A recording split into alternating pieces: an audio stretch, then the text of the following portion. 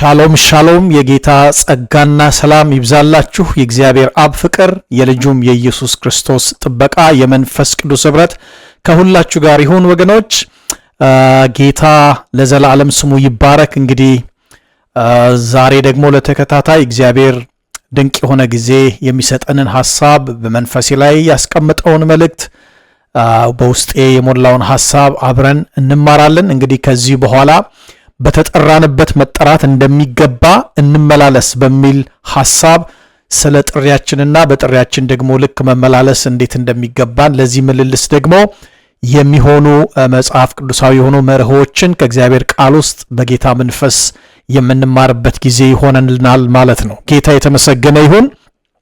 ለዚህ ሐሳብ እንደ መነሻ የምወስደው የመጽሐፍ ቅዱስ ክፍል የምቆይበት ሐሳብ የሚሆነው በኤፌሶን መልእክት ላይ ነው። ክፍሉን በጌታ በኢየሱስ ስም አነባለሁ። ኤፌሶን ምዕራፍ 4 ከቁጥር 1 እስከ 16 ባለው ክፍል ላይ ያለውን ሐሳብ አብረን እናነብና ከዛ እግዚአብሔር በልቤ ያስቀመጠውን ሐሳብ ደግሞ እንከፋፈላለን። ኤፌሶን ምዕራፍ 4 ከቁጥር 1 እስከ 16 እንደዚህ ይላል። እንግዲህ በጌታ እስር የሆንሁ እኔ በተጠራችሁበት መጠራታችሁ እንደሚገባ ትመላለሱ ዘንድ እለምናችኋለሁ። በትህትና ሁሉና በየዋህነት በትዕግስትም እርስ በርሳችሁ በፍቅር ታገሱ። በሰላም ማሰሪያ የመንፈስን አንድነት ለመጠበቅ ትጉ። በመጠራታችሁ በአንድ ተስፋ እንደተጠራችሁ አንድ አካልና አንድ መንፈስ አለ። አንድ ጌታ፣ አንድ ሃይማኖት፣ አንዲት ጥምቀት፣ ከሁሉ በላይ የሚሆን በሁሉም የሚሰራ በሁሉም የሚኖር አንድ አምላክ የሁሉም አባት አለ። ነገር ግን እንደ ክርስቶስ ስጦታ መጠን ለእያንዳንዳችን ጸጋ ተሰጠን። ስለዚህ ወደ ላይ በወጣ ጊዜ ምርኮን ማረከ፣ ለሰዎችም ስጦታን ሰጠ ይላል። ወደ ምድር ታችኛ ክፍል ደግሞ ወረደ ማለት ካልሆነ ይህ ወጣ ማለትስ ምን ማለት ነው? ይህ የወረደው ሁሉን ይሞላ ዘንድ ከሰማያት ሁሉ በላይ የወጣው ደግሞ ያው ነው። እርሱም አንዳንዶቹ ሐዋርያት፣ ሌሎቹም ነቢያት፣ ሌሎቹም ወንጌልን ሰባኪዎች፣ ሌሎቹም እረኞችና አስተማሪዎች እንዲሆኑ ሰጠ። ሁላችን የእግዚአብሔርን ልጅ በማመንና በማወቅ ወደሚገኝ አንድነት ሙሉ ሰውም ወደሚሆን የክርስቶስም ሙላቱ ወደሚሆን ወደ ሙላቱ ልክ እስክንደርስ ድረስ ቅዱሳን አገልግሎትን ለመስራትና ለክርስቶስ አካል ሕንጻ ፍጹማን የሆኑ ዘንድ እንደ ስህተት ሽንገላ ባለ ተንኮል በሰዎችም ማታለል ምክንያት በትምህርት ንፋስ ሁሉ እየተፍገመገምን ወዲያና ወዲህም እየተንሳፈፍን ሕፃናት መሆን ወደፊት አይገባን። ነገር ግን እውነትን በፍቅር እየያዝን በነገር ሁሉ ወደ እርሱ ራስ ወደሚሆን ወደ ክርስቶስ እንደግ። ከእርሱም የተነሳ አካል ሁሉ እያንዳንዱ ክፍል በልክ እንደሚሰራ በተሰጠለት በጅማት ሁሉ እየተጋጠመና እየተያያዘ ራሱን በፍቅር ለማነጽ ያሳድጋል። ክብር ለኢየሱስ ይሁን። እንግዲህ በዚህ ክፍል ሐዋርያው ጳውሎስ ወደ ኤፌሶን ሰዎች በጻፈው መልእክቱ ምዕራፍ 4 ቁጥር 1 ላይ እንግዲህ በጌታ እስር የሆንኩ እኔ በተጠራችሁበት መጠራት እንደሚገባ ተመላለሱ እላችኋለሁ በማለት መልእክቱን ለሚጽፍላቸው ሰዎች ይጀምራል። ይህ ኃይለ ቃል በመልእክቱ ውስጥ እንደ መቀየሪያ ነጥብ ወይም መቀየሪያ ነጥብ ወይም ተርኒንግ ፖይንት እንደምንለው ሆኖ የሚያገለግል ወሳኝ የሆነ ኃይለ ቃል ነው። ፕራይዝ ጋድ። ከምዕራፍ 1 እስከ ምዕራፍ 3 በዚህ በኤፌሶን መልእክቱ ላይ ሐዋርያው ጳውሎስ ትኩረት ያደረገው እግዚአብሔር በክርስቶስ ኢየሱስ በኩል ስላደረገልን ስለሆነው ስለተሰጠን የጸጋ ስጦታ ስለ ሰማያዊው መንፈሳዊው ዘላለማዊው በረከትና ስለ ቤተክርስቲያን ምስጢር ኢንደክቲቭ የሆነ ገላጭ የሆነ ሐሳብን ከዚህ ከምዕራፍ 1 እስከ ምዕራፍ 3 ላይ ያቀርብና ከዛ ከምዕራፍ 4 ደግሞ ጀምሮ ይህ የተቀበልነው ህይወት ይህ የተካፈልነው ህይወት ይህ በክርስቶስ ኢየሱስ በማመናችንና በክርስቶስ ውስጥ በመጨመራችን የሆነው ሰማያዊው መንፈሳዊው የላኛው ዘላለማዊው በመገለጥ የሚገባንና የተረዳነው እናም በክርስቶስ በመሆናችን ያገኘነው ይህ ህይወት እንዴት ደግሞ በምድር ላይ መተርጎም እንዳለበት የሚያሳስብ ኢምፐራቲቭ የሆነ ሐሳብ ያለው ክፍል ነው ማለት ነው። ፕራይዝ ጋድ። ሶ ጳውሎስ ይህንን ሲጽፍ በጌታ እስር የሆንኩ ብሎ ነው የሚጀምረው። ይህ ሐሳብ እንግዲህ እንዲህ ማለቱ ጥሪው ከምቾት ጋር የተያያዘ አለመሆኑን ከምቾትም ያለፈ ነገር እንደሆነ በዚህ ክፍል ላይ እንድንረዳ ያስችለናል። ዛሬ በምንኖርባት ዓለም ክርስትናን ከምቾትና ከስኬት ጋር ብቻ እዚህ ላይ አስምሩልኝ። ምቾት ወይም ስኬት አያስፈልግም ወይም አይኖርም የለም እያልኩ ሳይሆን እያተናገርኩ ያለሁት ግን ክርስትናን ከምቾትና ከስኬት ጋር ብቻ ለማያያዝ ለምንሞክር ሰዎች ይህ የጳውሎስ እስር ብሎ የጀመረው ቃል ትልቅ መልእክትና ትምህርት አለው ብዬ አምናለሁ።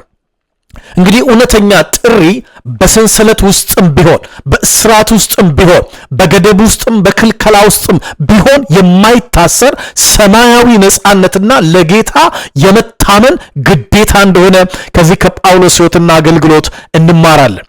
በተጠራችሁበት መጠራት ሲባል እንግዲህ እግዚአብሔር ከጨለማ ወደ ብርሃን የጠራን ጥሪ the effective call የምንለው ካለን የዕለት ተዕለት ተግባር ጋር መሳ ለመሳ የሚሄድ መሆኑን የሚያሳይን ሐሳብ ነው ከዚህ ትምህርት ውስጥ የምንረዳው። ክብር ለእግዚአብሔር ይሁን። እንግዲህ በዚህ ትምህርት ውስጥ በዚህ ሐሳብ ውስጥ እግዚአብሔር ለኔ ያስተማረኝ እግዚአብሔር ለኔ በመንፈሱ ያመላከተኝና ከናንተ ጋር አብሬ ልካፈል የምፈልገው እንግዲህ በዚህ በማነሳቸው ከዚህ በኋላ በእነዚህ በኤፌሶን ባነበብኩት ምዕራፍ ውስጥ የማነሳቸው ሐሳቦችና የምንመለከታቸው መርሆች ይህንን መለኮታዊ ሚዛን እንዴት መጠበቅ እንደምንችል የሚያሳዩ ተግባራዊ የሆኑ ካርታዎች ላይክ ጂፒኤስ ማለት ነው። ወደሚፈለገው ቦታ ልክ አንድ ጂፒኤስ ማፕ ወስዶ እንደሚያደርሰን በክርስትና ሕይወታችን ውስጥም በዚህ ዘመን እግዚአብሔር እኛን በጠራበትና በጥሪያችን ልክ ደግሞ በመመላለስ መካከል ያለውን ሚዛን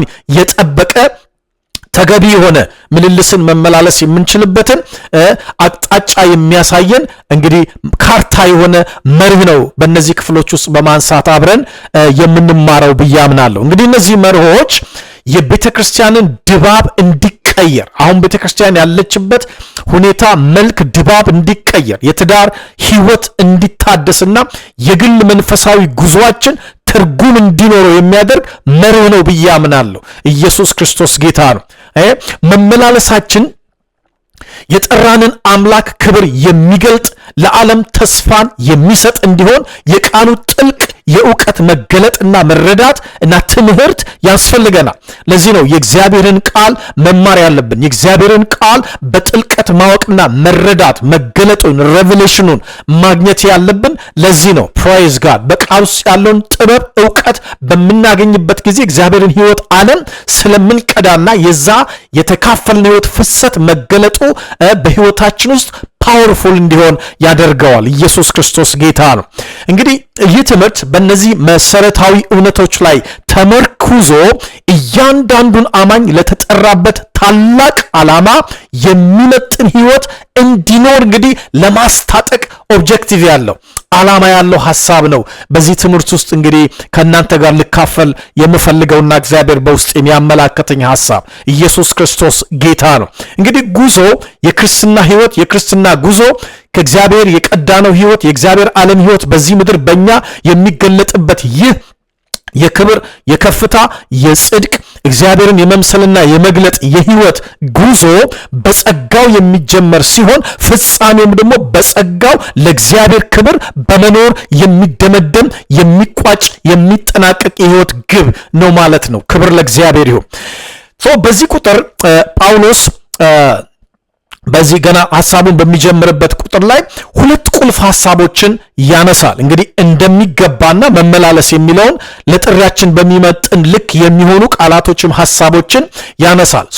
መመላለስ የሚለው ቃል አጠቃላይ ክርስቲያናዊ የሕይወት ተግባራዊ እንቅስቃሴን የሚያመለክት ሐሳብ ነው ያለው የግሪኩ ቃል።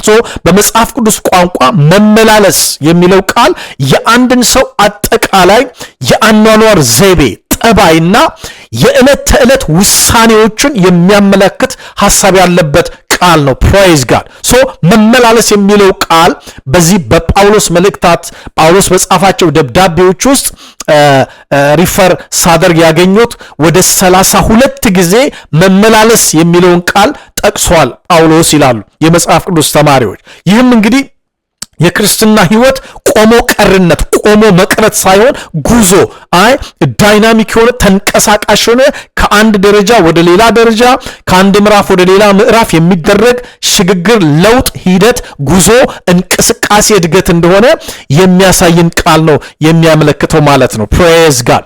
ክርስትና በአንድ ወቅት የተከናወነ የንስሐ ስነ ስርዓት ወይም በሳምንት አንድ ቀን የምናደርገው ሃይማኖታዊ ክንዋኔ ብቻ ሳይሆን በየቀኑ የሚታደስና ወደፊት የሚገፋ የህይወት ጉዞ እንደሆነ ክርስትናችን ከዚህ ቃል ሐሳብ መማር እንችላለን። ኢየሱስ ጌታ ነው። እንግዲህ በአሁኑ ዘመን በዚህ በዲጂታልና ዓለምና በትርምስ ውስጥ ለምንኖር ክርስቲያኖች መመላለስ ማለት በየሰከንዱ የምናደርገው ምርጫ ውሳኔ ማለታችን ነው። አየ በሶሻል ሚዲያው ላይ የምንሰማው የምናየው የምንጽፈው አስተያየት አለ። በስራ ቦታ የምናሳየው ታማኝነት፣ በቤተ ክርስቲያን በአገልግሎታችን፣ በሰው ዘንድ ደግሞ በማንታይባቸው ቦታዎች፣ ጊዜያቶች፣ ወቅቶች፣ ሰዓታቶች የምንኖረው ማንነት ሁሉ የዚህ የመመላለስ አካል እንደሆነ እንመለከታለን። ክብር ለእግዚአብሔር ይሁን። ክርስቲያን ይመላለሳል ሲባል በዓለም ውስጥ ይኖራል። ነገር ግን አካሄዱ በዓለም ስርዓት ሳይሆን በተጠራበት ሰማያዊ መርህ ነው ማለታችን ነው። ኢየሱስ ክርስቶስ ጌታ ነው። ሌላው የሚያነሳው ሐሳብ በዚህ ክፍል ጳውሎስ የመለኮታዊ ሚዛን ምስጢር የሆነውን እንደሚገባ ወይም የግሪኩን ኤግዛዮስ የሚለውን ቃል ነው የሚያነሳው። ሰው እንደሚገባ የሚለው ቃል ትርጉሙ ሚዛኑን የጠበቀ ባላንስድ የሆነ ማለት ነው። ፕሬዝ ጋድ። ሶ ጳውሎስ እንደሚገባ የሚለውን ቃል ሲጠቀም በጥንቱ የግሪክ የንግድ ስርዓት ውስጥ የሚታወቀውን ሚዛን ወይም ስኬልስ ወደ አእምሯችን ያመጣል። ምናልባት በእኛ ሀገርም ድሮ ካስታወሳችሁ አሁን እንኳን ዲጂታል ሚዛኖች ነው በብዛት ያሉት። ግን ቀደምት ባለው ጊዜ ከሱቆች ስንገዛ ትዝ ካላችሁ ስኳር፣ የተለያዩ ነገሮች ስንገዛ ሚዛን ነበር እና ኪሎግራሙን የሚለካ አንድ ትልቅ ድንጋይ ትልቅ ብረት አለ። በየመጠኑ በየኪሎግራሙ ልክ ደግሞ በዚህ በኩል የምንገዛው ነገርና ያ ኪሎ ባላንሱ ልክ ሲጠብቅ ያው ኪሎን ሲሞላ ሰፍረው እንዲሰጡናል ነበር አለም ድሮ ሱቅ ስንገዛ። ይሄ ድሮም ግሪክ የንግድ ስርዓት ይጠቀሙበት የነበረ ያ ሚዛን አለ። በአንድ ሚዛን ላይ እንግዲህ ወደዚህ ሐሳብ ወደ መንፈሳዊ ሐሳብ አሁን ወደሚያነሳው ነገር ወይም ኤግዛዮስ ብሎ ወደ ጠቀሰው ቃል በምንመጣበት ጊዜ በአንድ ሚዛን ላይ ሁለት እኩል ክብደት ያላቸው ነገሮች ሲቀመጡ ሚዛኑ ይስተካከላል፣ ሚዛኑ ይጠበቃል ማለት ነው።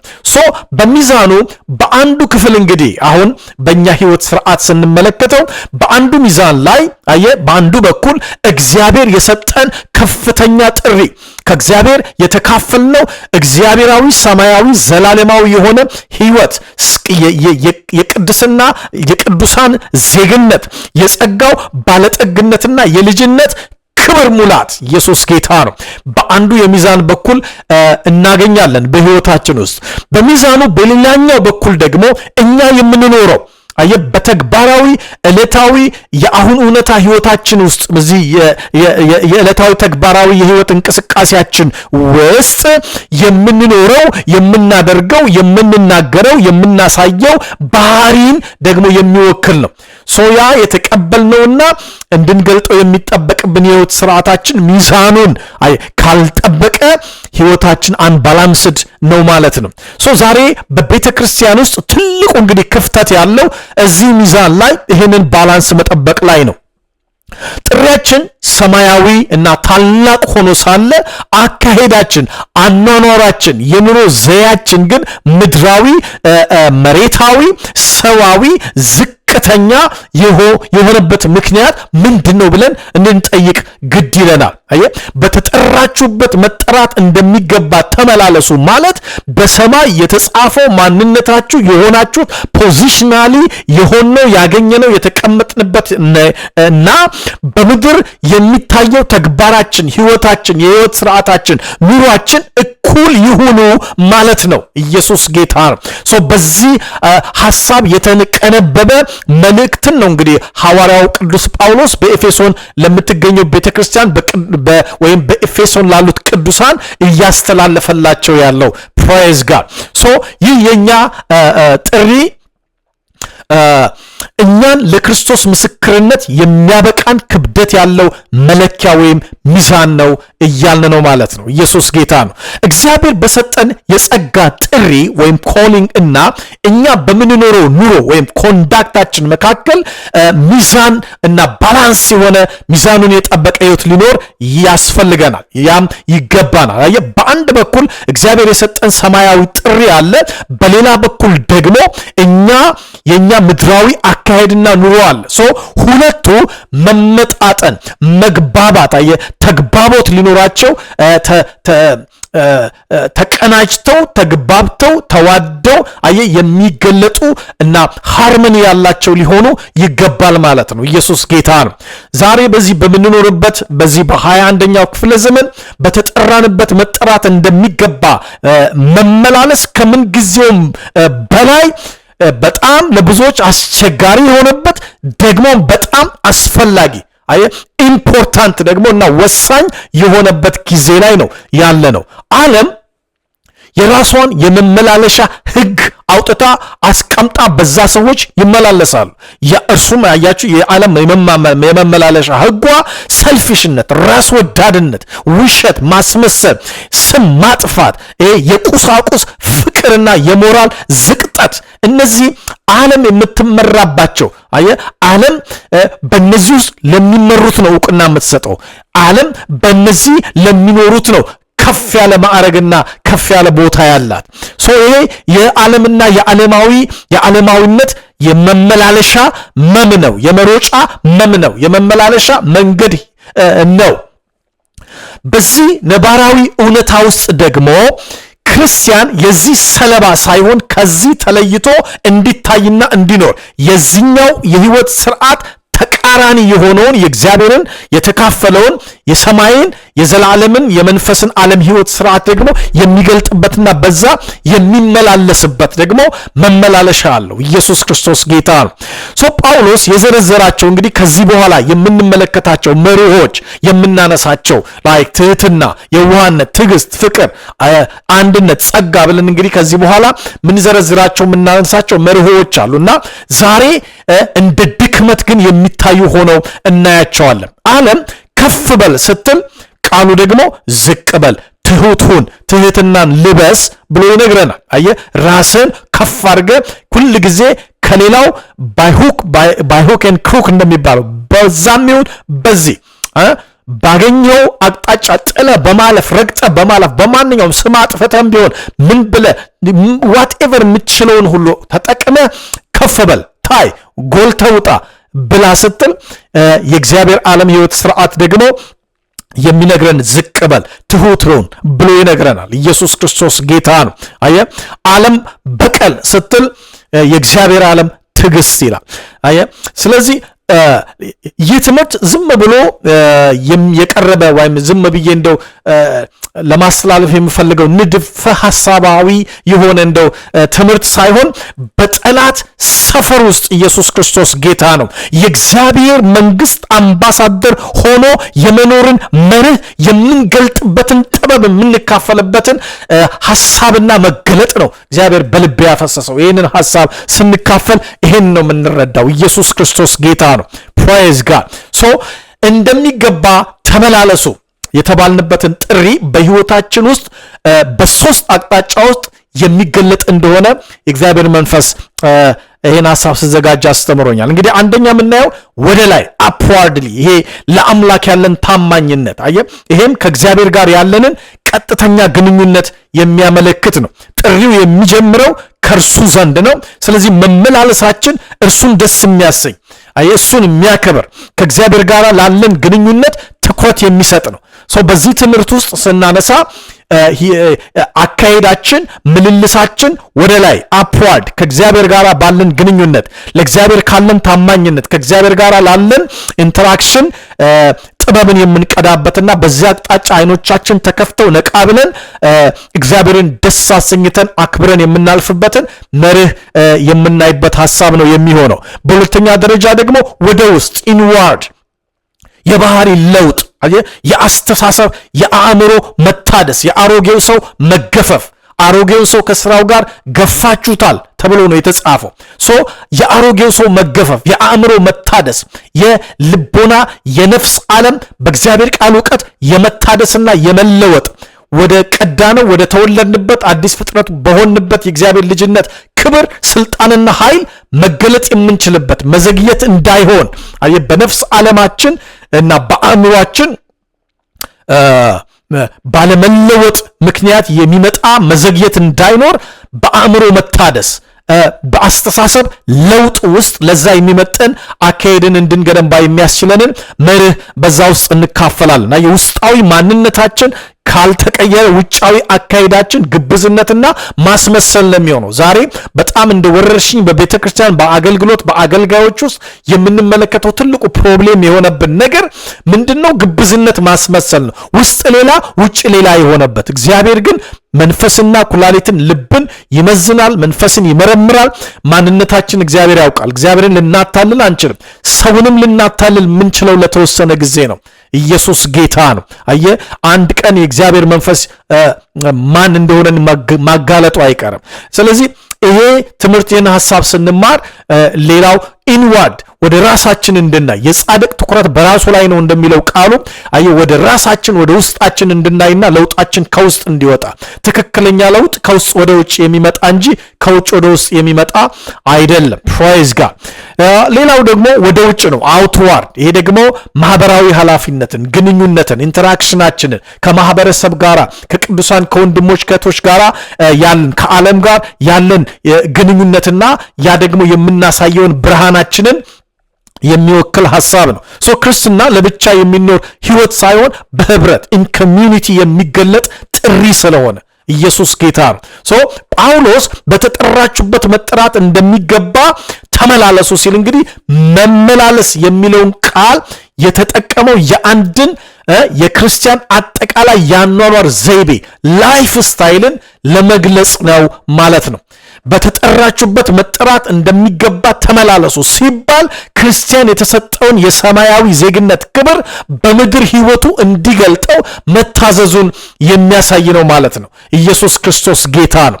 ስለዚህ በተጠራንበት መጠራት እንደሚገባ ለመመላለስ የተጠራንበትን ዓላማ አውቀን እና ደግሞ ለመጠራታችን የሚመጥነውን የእግዚአብሔርን ቃል ጥበብና መርህ መያዝና በዛ መመላለስ ይገባናል ወይም ይጠበቅብናል ማለት ነው። ፕራይዝ ጋድ። እንግዲህ በዚህ መልኩ መግቢያውን ከተመለከትን በቀጣይ ደግሞ ለዚህ ለተጠራንበት መጠራት የሚገባ ምልልስን እንድንመላለስ ልናተኩርባቸው የሚገቡ መርሆዎችን ደግሞ ከዚህ ክፍል ውስጥ እያየን እንነጋገራለን ማለት ነው። ፕሬዝ ጋድ። ኢየሱስ ክርስቶስ ጌታ ነው። ክብር ለእግዚአብሔር ይሁን። እግዚአብሔር ደግሞ በጸጋው እንዲሁም ደግሞ በመንፈሱ ይረዳናል።